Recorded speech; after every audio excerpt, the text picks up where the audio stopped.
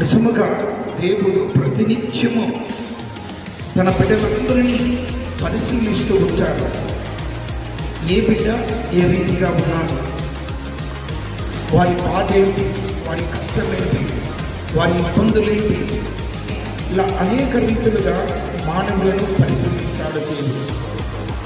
వివేకంతో దేవుని వెనుకవాడి ఎడల కృప చూపి, అనగా ఒక వివేకంతో దేవుని వెనుకే వారి ఎడల ఆయన కృప ఉంటుంది, వారి ఇంటికి ఆయన వెళతాడు అన్నది జక్కయ్య విషయంలో మనకు చాలా స్పష్టముగా అర్థమవుతుంది.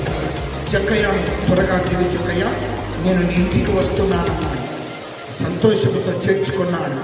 ఆయన రావడం ద్వారానే ఆ కుటుంబానికి వెలుగు వచ్చింది. ఆయన రావడం ద్వారానే ఆ ఇంటికి వెలుగు వచ్చింది. వీటందరికీ కారణం దేవుని వెతకడము, దేవుని కోసము చూడడము.